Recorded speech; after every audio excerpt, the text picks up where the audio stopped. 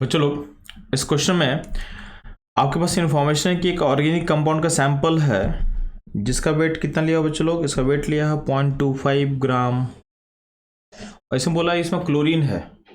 इस सैंपल को जब ट्रीट किया गया तो सैंपल से आपके पास AgCl का पीपीटी बना है और उस पीपीटी का वेट कितना है, ये है 0.40 ग्राम। ठीक है, इस मेथड को बोला गया है कैरेस मेथड। ठीक है, तो मेथड के नाम में ज़्यादा कोई इंपॉर्टेंस नहीं है, आपको प्रोसेस समझ में आना चाहिए। बस ये पता होना चाहिए कि हाँ ये कैरेस मेथड इसको बोला जाता है। बट आपके प्रोसेस के कैलकुलेशन में सिर्फ आपको मोल कॉन्सेप्ट का यूज करना है, आपका आंसर तुरंत आ जाएगा मोल कॉन्सेप्ट से। ठीक, तो 0.25 ग्राम के सैंपल से आपका जो क्लोरीन है वो AgCl के फॉर्म पीपीटी करता है। पीपीटी का वेट है 40 ग्राम। अब इस इन्फॉर्मेशन से आपको बताना है कि percentage of chlorine present in compound क्या होगा। तो ध्यान देंगे यहाँ पे। तो पहला काम क्या करेंगे बच्चों लोग, हमको मोल ऑफ AgCl निकालना है पहले। तो मोल ऑफ AgCl कैसे निकलेगा, तो weight of AgCl divided by molar mass of AgCl। तो AgCl का मोलर मास कितना होगा बच्चों लोग, तो आपको सिंपली क्या करना है, Ag का मोलर मास पता है, Cl का मोलर मास पता है, दोनों को जोड़ देना है।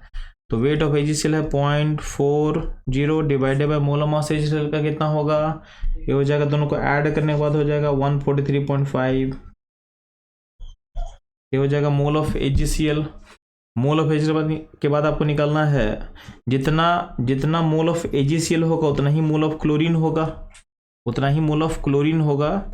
ये हम कैसे बोल सकते हैं, तो POAC, principle of atom conservation, क्योंकि जितना क्लोरीन था वो कहाँ गया है, AgCl के पीपीटी में गया है। तो जितना मोल AgCl का उतना ही मोल क्या होगा, Cl का होगा। नेक्स्ट हमारा काम होगा वेट ऑफ Cl पता करना।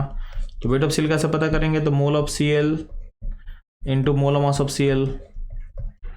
मोल ऑफ Cl कितना हो चुका बच्चों लोग, तो मोल ऑफ Cl हो चुका है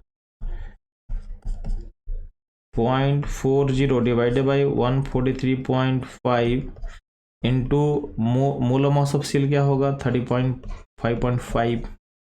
ये होगा वेट ऑफ Cl। ठीक, ये होगा वेट ऑफ Cl। अब हमको निकालना क्या है बच्चों लोग, निकालना परसेंटेज।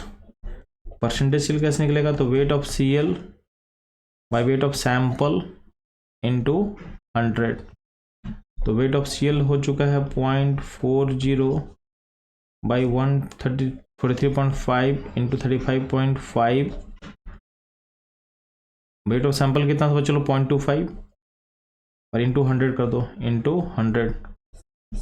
ये आपको निकालना है। तो कैलकुलेशन जब करोगे तो इसका जो आंसर आने वाला है, इसका आंसर नियर अबाउट जो कि आएगा, ध्यान देंगे, ये आ जाएगा 39.58 का आसपास आएगा। तो नियर आपके पास आएगा 39.58 के आसपास आएगा। तो अगर आपसे बोलेगा नियरेस्ट इंटीजर क्या होगा इसका, तो नियरेस्ट इंटीजर क्या होगा चलो, ये होगा 40। तो इसका आंसर होगा चलो 40%। क्या होगा 40%। तो आप तो ध्यान देना, ये बेसिकली जो मेथड है ये पूरा का पूरा जो कैलकुलेशन है मोल कॉन्सेप्ट पे बेस्ड है। तो आपको अगर मोल कॉन्सेप्ट में कोई दिक्कत नहीं तो इस क्वेश्चन में प्रॉब्लम नहीं होगा।